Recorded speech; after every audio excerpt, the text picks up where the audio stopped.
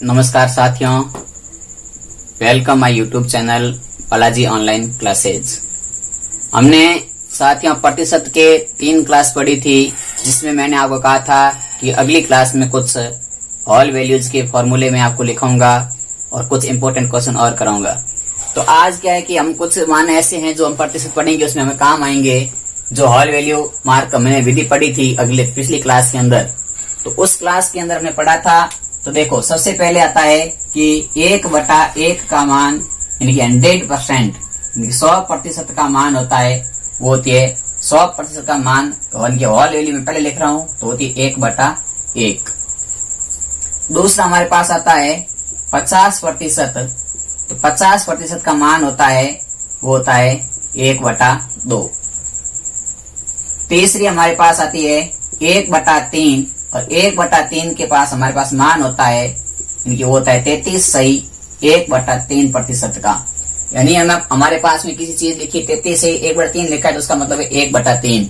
फिर हमारे पास में चौथा आता है 1/4, और 1/4 का मान होता है, वो होता है हमारा 25% का। यानी 25% की होल वैल्यू है 1/4।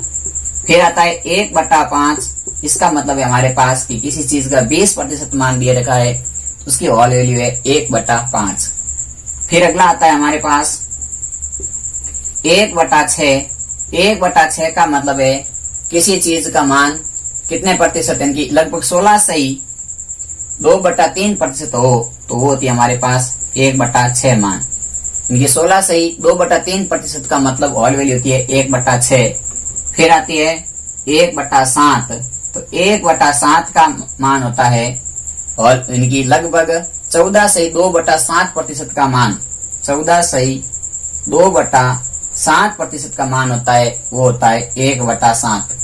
फिर आता है 8वां 1/8, इसका मतलब होता है कि 12 सही 1/2% कोई मान है, तो उसकी होल वैल्यू हो जाएगी 1/8। फिर होता है 1/9, तो इनकी 11 सही 1/9% कोई मान है, तो उसकी वैल्यू होल वैल्यू होती है 1/9। फिर आती है 1/10, यानी कि 10% कोई मान है, तो उसकी होल वैल्यू होती है 1/10। फिर आता है 1/11, यानी कि 9 सही 1/11 कोई प्रतिशत है, 9 सही 1/11 कोई प्रतिशत दे रखा है, तो उसका मान होता है 1/11। फिर आता है 1/12, तो 8 सही 1/3% कोई वैल्यू है, तो उसका मान होता है 1/12। फिर आता है 1/13, तो 1/13 होता है, वो होता है 7 सही 9/13 की वैल्यू है, 7 सही 9/13 कोई प्रतिशत में है, तो उसकी वैल्यू होती है 1/13। उसके बाद हम पढ़ते हैं 1/14। तो 1/14 का जो मान होता है, वो होता है 7 सही 1/7% के बराबर।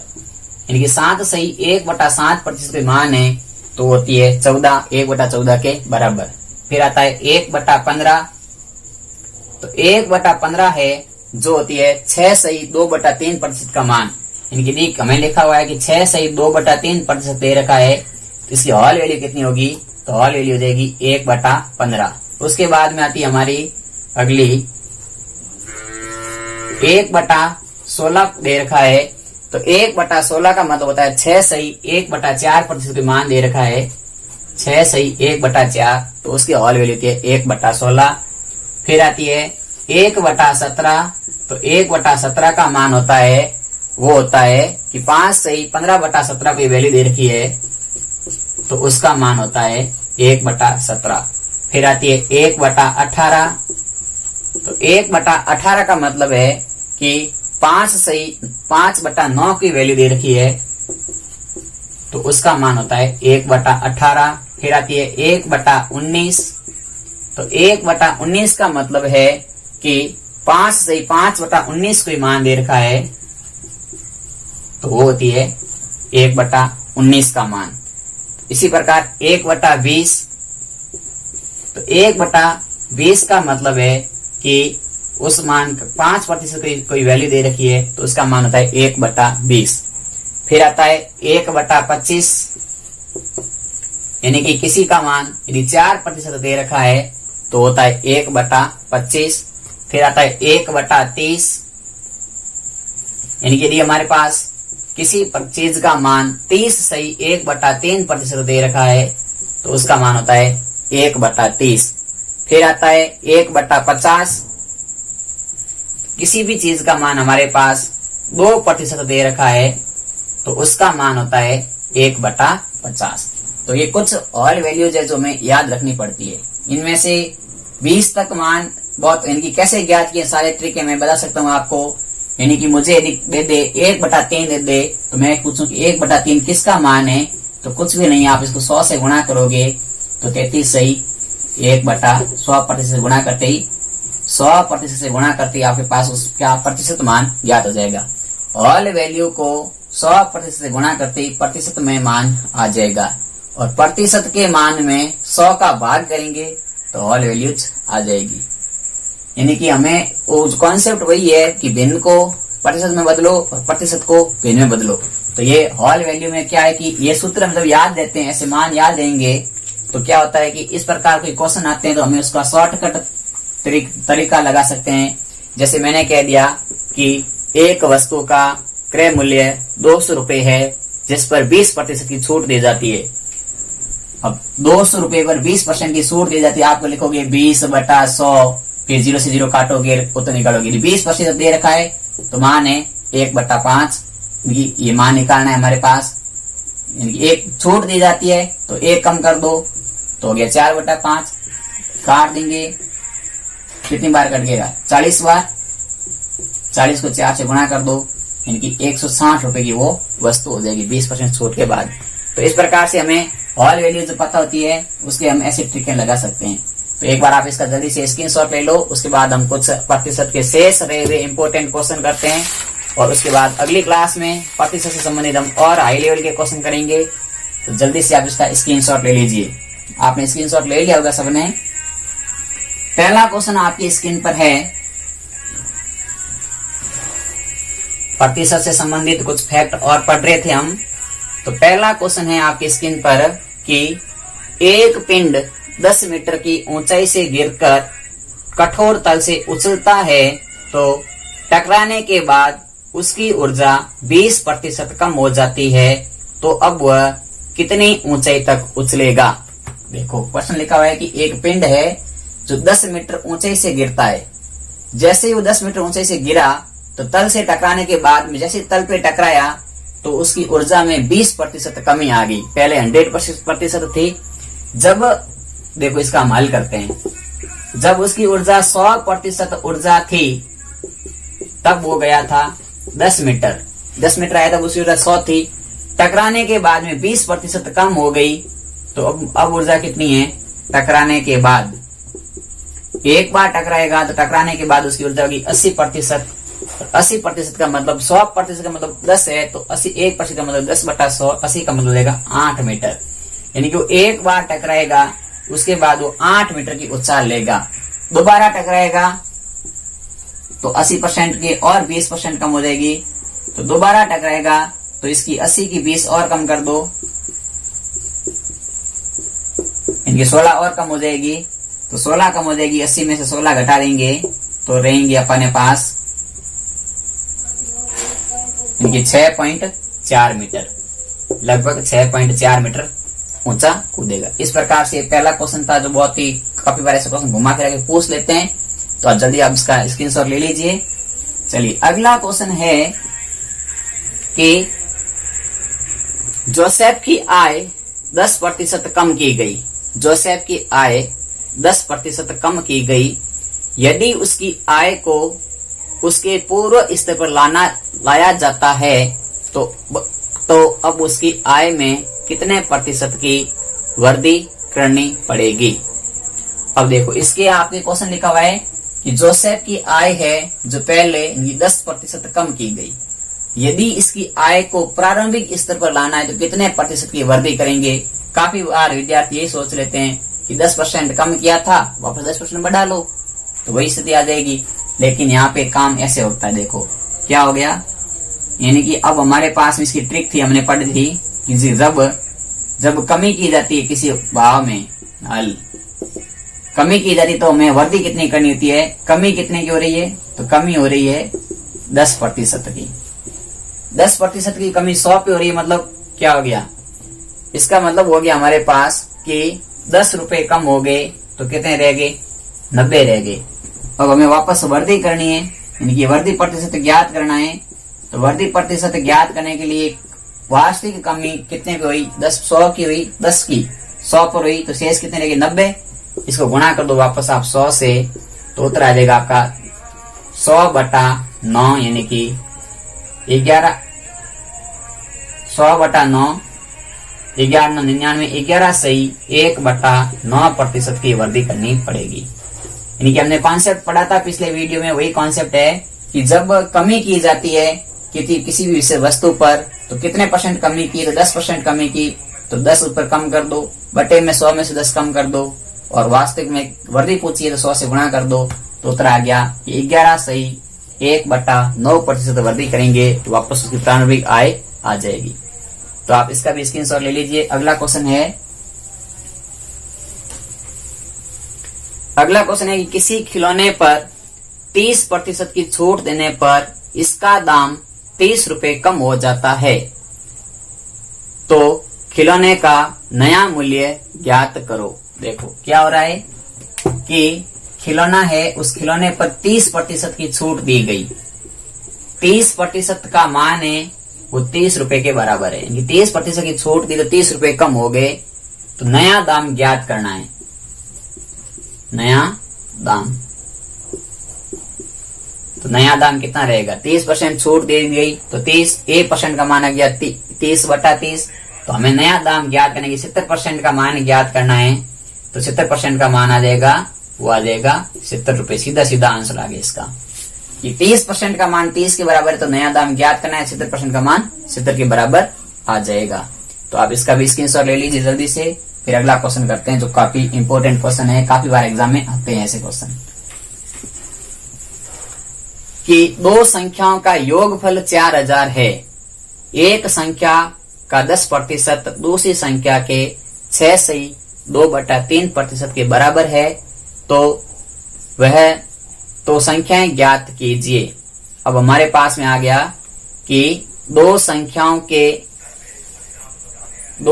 दे रखी है, उनका योग दे रखा है 4000, संख्याएं पता नहीं हमें क्या है, 4000 का योगफल दे रखा है।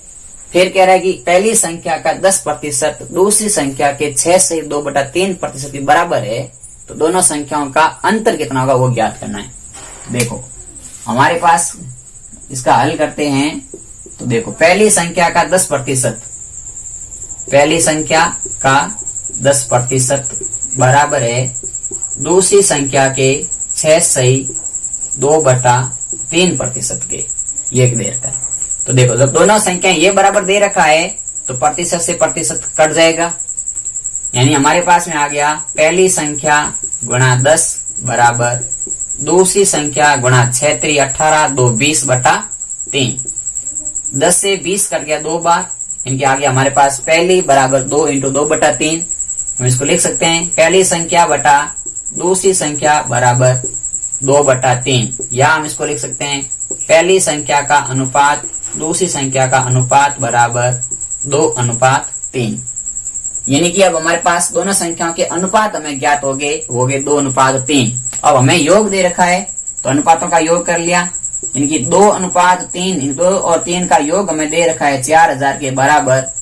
हमें पूछा है इनका अंतर, तो अंतर का अनुपात कितना होगा, तो अंतर हो जाएगा 3 - 2 यानी कि 1। हमें 1 का मान ज्ञात करना है, 5 का मान 4000 है तो 1 का मान कितना होगा, तो कुछ भी नहीं है, 4000 में 5 का भाग और 1 का गुणा कर दो तो उत्तर आएगा 800, यानी कि इन दोनों संख्याओं का अंतर कितना आ गया, 800 आ गया।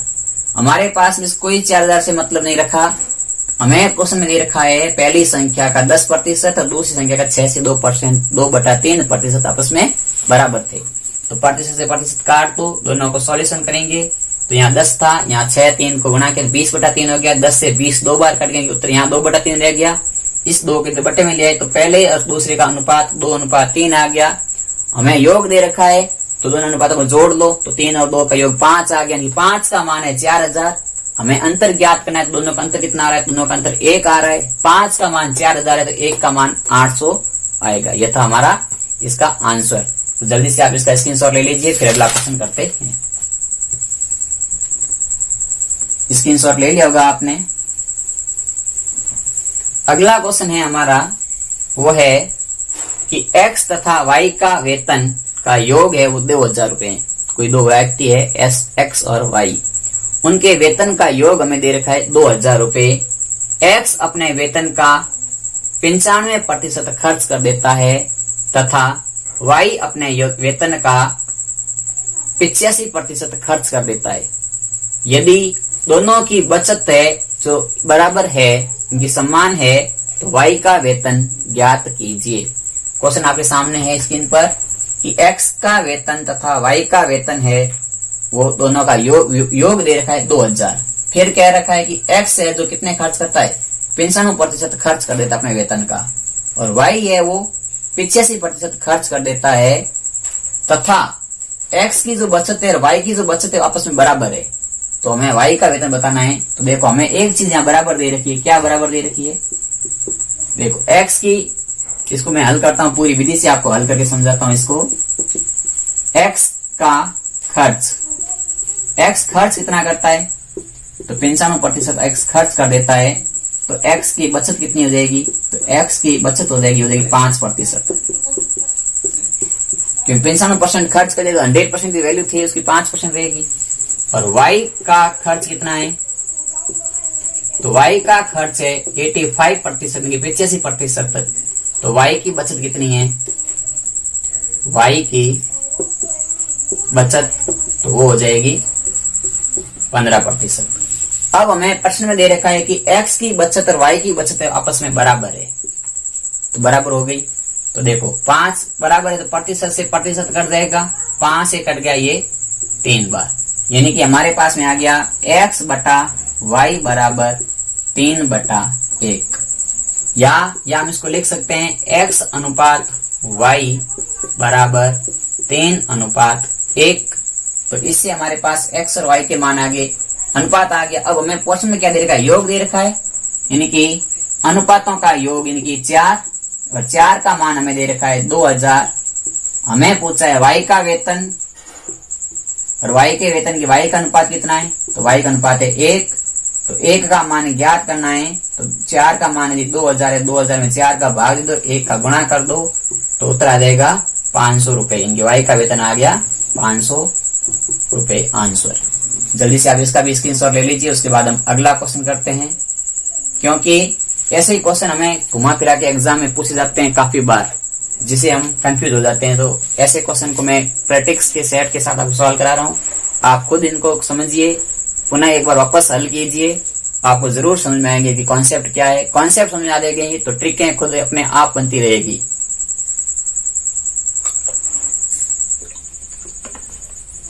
तो चलिए अगला क्वेश्चन है हमारा कि किसी व्यक्ति ने अपने वेतन में पहले 20% वृद्धि की, फिर उसमें 20% की कमी की गई, तो उसके वेतन पर क्या प्रभाव पड़ा। क्वेश्चन आपके सामने है कि कोई व्यक्ति है जिसका वेतन पहले 20% बढ़ा और फिर 20% ही घट गया। अब वेतन पर क्या प्रभाव पड़ा। ऑप्शन पहला ये दे रखेगा कि कोई प्रभाव नहीं पड़ा, क्योंकि हमें भी पता है 20% ही बढ़ा और 20% ही घटा तो कोई प्रभाव नहीं पड़ेगा। ऐसे ऑप्शन आते हैं पहले। लेकिन विद्यार्थियों या मेरे दोस्तों, इस क्वेश्चन में हमें बहुत कुछ सीखने को मिलेगा। देखना, मैं आप कॉन्सेप्ट पहले इसका हल करता हूँ, फिर ट्रिक बताऊंगा इसकी। देखो क्वेश्चन में हमें विद्यार्थी, इस आदमी का ओरिजिनल वेतन हमें नहीं दे रखा है, तो मान लिया मूल वेतन 100 रुपए मान लेते हैं। तो मूल वेतन इसका मान लिया 100 रुपए। पहले इस पर 20% की वृद्धि की, तो 100 रुपए पर जब 20% की वृद्धि की तो उसका वेतन हो गया 120 रुपए। अब 120 रुपए पे 20% की कमी कर रहा है, तो हमें मान आ गया, वो आ गया 96 रुपए। मूल वेतन कितना था, 100 रुपए। 20% बढ़ाया तो 120 रुपए हो गए, फिर 20% घटाया तो 96 रुपए हो गए। 100 रुपए से 96 रुपए हो गए तो वेतन में प्रभाव पड़ा या नहीं पड़ा? पड़ा। कितने रुपए का वेतन में प्रभाव पड़ा? तो 4 रुपए का प्रभाव पड़ा। और 4 रुपए प्रभाव किस पे पड़ा? 100 रुपए पे पड़ा है। यानी कि 100 रुपए पर 4 का प्रभाव मतलब 4% की कमी हो गई। 20 बढ़ाया 20 घटाया तो कुल मिलाकर के उसके वेतन में 4% की कमी हो गई। ये था इसका आंसर, 4% की कमी। अब इसकी ट्रिक क्या है? ट्रिक मैं आपके सामने यहाँ लिख देता हूं। ट्रिक यही है कि जब कोई चीज पर, एक ही चीज पर बराबर प्रतिशत में वृद्धि, बराबर प्रतिशत में कमी हो, जितनी वृद्धि की जाती है उतनी ही कमी की जाती है, तो हमेशा उस क्वेश्चन में उसकी कमी रहेगी, उत्तर कभी वृद्धि नहीं होगी। चाहे आप किसी भी चीज पे 2 काम कर लो, एक बार उसके पर जितनी वृद्धि करते हो उतनी आप कमी करोगे तो हमेशा उस क्वेश्चन में कमी रहेगी। और कमी कितनी रहेगी? तो जिस चीज की वृद्धि या जिस चीज की कमी होती है उसका आपस में 2 बार गुणा कर दो और बटे में 100 कर दो। 2 जीरो से 2 जीरो कट जाएगी तो 4% कमी आएगी। ये इसकी ट्रिक। हमेशा ध्यान रखना, एक ही चीज पर होनी चाहिए बात, अलग अलग नहीं। एक ही चीज पे बात होगी तब ये ट्रिक हमारी काम आएगी। तो जल्दी से आप इसका स्क्रीनशॉट ले लीजिए, फिर हम अगला क्वेश्चन करते हैं। आपने स्क्रीनशॉट ले लिया होगा। अगला क्वेश्चन है आपकी स्क्रीन पर है, वो है कि ए की आय का 5% बी की आय के 15% के बराबर है। फिर कह रहा है बी की आय का 10% सी की आय के 20% के बराबर है तथा फिर हमें कह रखा है कि यदि सी की आय 2000 रुपए है तो ए बी सी की आय का योग ज्ञात करो। प्रश्न में यह दे रखा है कि ए की आय का 5% बी की आय के 15% के बराबर है तथा बी की आय का 10% सी की आय के 20% के बराबर है। यदि सी की आय 2000 रुपए है तो तीनों की आय का योग ज्ञात करो। इसको हम हल करते हैं। तो हल करते हैं तो सबसे पहले देखो, ए की आय का 5% बराबर है बी की आय के कितने परसेंट के? 15% के बराबर। तो बराबर है तो प्रतिशत से प्रतिशत कट जाएगा, 5 से 15 कट गया, 3 बार गया, 3/1 यानी कि ए अनुपात बी आ गया 3/1। ये हमने पहला अनुपात ज्ञात कर लिया। फिर दूसरी बात हमें कह रखी है कि बी की आय का 10%, बी की आय का 10% सी की आय के 20% के बराबर है। तो 10% बराबर है तो प्रतिशत प्रतिशत कट गए, 10 से 20 कट गया 2 बार। तो हमारे पास बी बटा सी का मान आ गया 2/1 यानी कि बी अनुपात सी आ गया 2/1। जब हमारे पास इस प्रकार से 2 अनुपात दे रखे हो, ए अनुपात बी और बी अनुपात सी, तो तीनों अनुपात ज्ञात करने का मैंने ट्रिक पढ़ा रखी थी, बता रखी है। ए अनुपात बी अनुपात सी ज्ञात करना हो तो ए और बी का अनुपात 3/1 अनुपात डैश। बी अनुपात का मान यानी कि बी अनुपात ज्ञात करना, बी अनुपात का मान लिख लो आप यहाँ पर, बी अनुपात सी अनुपात का मान, तो यहाँ डैश कर दो और इसका मान रख दो 1, यानी कि ये कोई फर्क नहीं पड़ता, इसके नीचे लिख देंगे इस प्रकार से। अब हमें क्या है, ए अनुपात बी तो है 3/1, बी अनुपात सी है 2/1। अब इसका हम करते हैं n गुणा, यानी कि n अंग्रेजी में n कैसे लिखते हैं? तो पहले आप 3 और 2 का गुणा, फिर 1 3 का गुणा, फिर 1 1 का गुणा। अंग्रेजी में n लिखते हैं तो n क्रॉस मल्टीप्लाई करते हैं, 3 दूनी 6 अनुपात 2 एकम 2/1 एकम 1। तीनों का अनुपात आ गया 6/2/1। अब हमारे पास सी का मान है कि 1 अनुपात का मान हमें दे रखा है, 1 का मान दे रखा है हमें 2000। तो देखो 6 का मान कितना आ जाएगा, 6 into 2000 plus 2 into 2000 plus 1 into 2000, तीनों का योग पूछा है। तो 6 दूनी 12,000, 2 दूनी 4,000, 12 से 16,000, 16 और 2 18,000। तो तीनों का आय का योग पूछा था, उत्तर आ गया 18,000। ये था इसका कॉन्सेप्ट, कुछ भी नहीं था, बराबर दे रखा है, फटाफट काटे, परसेंटेज में वैल्यू कट जाती है, 5-3 का अनुपात आ गया, इधर बी का मान है, इधर यहाँ गुणे में आ जाता है, ए बटा बी 3/1 हो गया, अनुपात हो गया, ए अनुपात बी 3/1।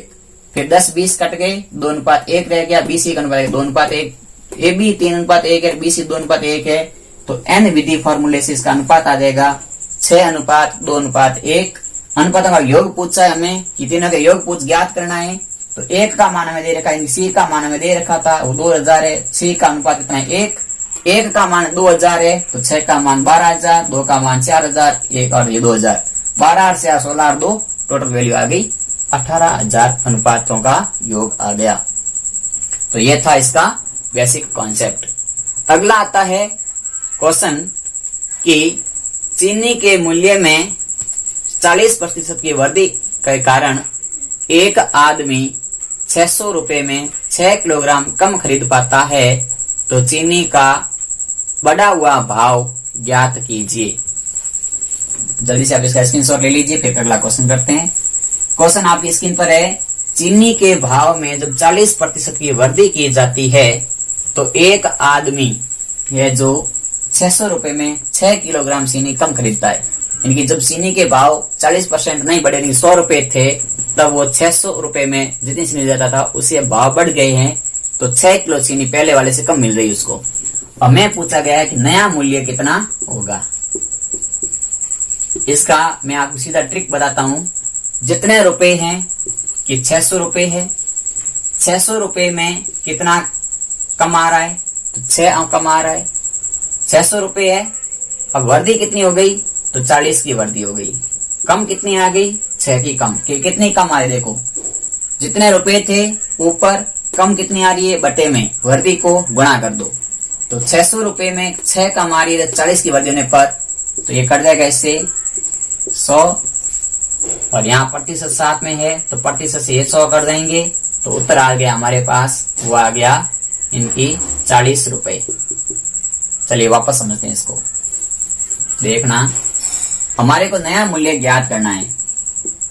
तो नया मूल्य ज्ञात करना है, तो देखो पहले लिख दो कितने रुपए हैं, बटे में लिख दो कम कितनी आ रही है, और गुणे में लिख दो उसके ऊपर वृद्धि कितने प्रतिशत है। यही तो काम करना है। तो रुपए कितने हैं, 600 रुपए है, कम कितनी आ रही है 6 किलो, वृद्धि कितनी हुई 40 की, इनकी 40% की, मतलब 40/100 की। या तो आप 40% लिख दो या 40/100 लिख दो, बात एक ही एक है। 2 जीरो से 2 जीरो कट गई, 6 से 6 कट गया, कितना रुपए रह गया, नया मूल्य आ गया 40 रुपए प्रति किलो। अब हमें यदि यहाँ नया मूल्य ना पूछे, पुराना मूल्य पूछता तो कैसे ज्ञात करते, तो कुछ भी नहीं है, 40% को आप इसकी वैल्यू ज्ञात करोगे तो उत्तर आ जाएगा 2/5। क्या आ गया, 2/5 इसकी आ गई होल वैल्यू। इस 2/5 को आप कुछ भी नहीं करना है, वृद्धि होती है तो वृद्धि हो रही है, तो इसका हो जाएगा मान 7/5। इस 7/5 को 40 से उल्टा गुणा कर दो तो पुराना मान ज्ञात करना है, तो उत्तर गुणा आ जाएगा 5/7, यानी कि 200/7। ये आ जाएगा हमारा पुराना मूल्य। पुराना मूल्य ज्ञात करना है तो 40% के होल वैल्यू का उल्टा गुणा कर दो नए मूल्य के साथ में। क्या करना है, 40% की होल वैल्यू का गुणा नए मूल्य के साथ में करना है। किस तरह से करना है, उल्टे रूप में, होल वैल्यू के उल्टे का गुणा कर दिया तो उत्तर आ गया 207 रुपए। ये था इसका ट्रिक। अब मैं इसका बेसिक कॉन्सेप्ट कैसे पूरा हल करते हैं उसके बारे में बता देता हूँ, तो आप इसको जल्दी से नोट कर लो, फिर इसका बेसिक कॉन्सेप्ट समझते हैं। और ऐसे प्रकार के क्वेश्चन को हम कल अगले नेक्स्ट वीडियो में करेंगे, तो जल्दी से आप इसको नोट कर लिया होगा। देखो इसका मैं आपको पूरा बेसिक समझाता हूँ। ये तो एक ट्रिक है, ट्रिक के माध्यम से क्वेश्चन होते हैं बहुत आसान। बेसिक करेंगे तो इसका हम लिखेंगे हल। माना चीनी का प्रारंभिक मूल्य बराबर x रुपए, 40% की वृद्धि की गई तो मूल्य हो जाएगा x गुणा 40/100 या 140/100। काट दोगे तो 0 से 0 कर देंगे कि 7/5, तो हमारे पास उत्तर आ गया 7x/5 रुपए।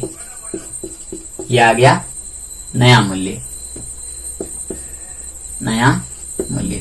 प्रारंभिक मूल्य माना था x, जब 40% की वृद्धि की गई, वृद्धि का मतलब है 100 पे 40, 140/100 हो गई, तो यहाँ से आ गया 7x/5। फिर हमें कह रखा है, देखो 600 रुपए का मान लेता है। यदि पहले 600 रुपए का मान ले रहा था x के भाव से, तो कितने किलो आएगी? वही आएगी। जैसे मान लो 40 रुपए किलो शक्कर, 600 कितनी आएगी? 640 का भाग देते, यही काम करते थे। तो पहले मान आ गया था, यह था पहले वैल्यू आती थी। अब क्या हो गया? 600 रुपए का ही मान है, लेकिन रेट ये लग रही है 7x/5 की। इन दोनों का अंतर आ रहा है, वो हमें दे रखा है प्रश्न में 6 दे रखा है।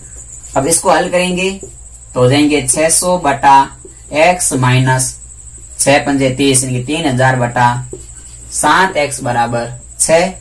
लसअप लेंगे तो लसअप आएगा इनका 7x से गुणा करेंगे तो इनका हो जाएगा 4200 x माइनस 3000x बराबर 6 को 7x से गुणा करेंगे तो 7 42x हो जाएंगे। यहां से 7 में उधर भेज देता हूं, तो ये लसअप ले लिया मैंने और 7 उधर भेज दिए, तो 42x हो गए।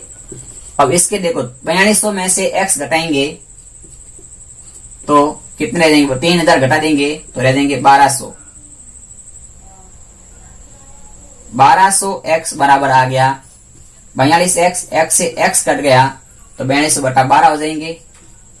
1200/42, इसको हल करेंगे तो हल करेंगे आप तो आधा कर लो, तो 1200 का आधा 600, इसका आधा हो गया 21। 600 में 3 का भाग 3 200 बार, 21 में जाता है 7 बार, तो नया मूल्य आ गया 200/7। 200/7 आ गया इसका मान, 7x/5 का मान, तो x का मान ज्ञात करेंगे, इसके मान को घटाएंगे तो x का मान भी हमारे पास में आ जाएगा। तो नया ये आ गया है पुराना मूल्य, नहीं हाँ ये आ गया हमारा पुराना मूल्य आ गया, तो नया मूल्य हम ज्ञात कर लेंगे। सॉरी ये आ गया हमारा नया मूल्य, पुराना मूल्य आ गया 200/7। तो इस प्रकार से बेसिक क्वेश्चन होते हैं। बेसिक में इतनी लंबी चौड़ी रामायण करनी पड़ती है, तो बेसिक क्वेश्चन में कभी कभी बेसिक की जगह हम ट्रिक रखते हैं। तो यहाँ वापस सुन लीजिए आप, ट्रिक कैसे कहाँ लगाओगे, क्यों लगाओगे। ट्रिक ये होगी कि जब किसी के भाव में, एक बार आप स्क्रीनशॉट ले लो, फिर मैं ट्रिक लिखा देता हूं। चलिए स्क्रीनशॉट आपने ले लिया होगा। आज ट्रिक लिख लो, कल इस ट्रिक के आधार पर हम आगे क्वेश्चन करेंगे हल। ट्रिक ये होगी कि जब किसी के भाव में वृद्धि की जाती है, क्या की जाती है? वृद्धि की जाती है, तो कुछ रुपए होते हैं उसमें कुछ मात्रा में सामान कम आता है। जैसे अभी क्वेश्चन था कि 40% वृद्धि की, 600 रुपए में 6 किलो कम आई। तो ऐसे क्वेश्चन में नया मूल्य ज्ञात करने की ट्रिक है। नया मूल्य ज्ञात करने की ट्रिक है। नया मूल्य ज्ञात करने के लिए क्या करेंगे? रुपए गुणा वृद्धि प्रतिशत बटा कमी या कम मात्रा। रुपए गुणा वृद्धि प्रतिशत बटा कम मात्रा।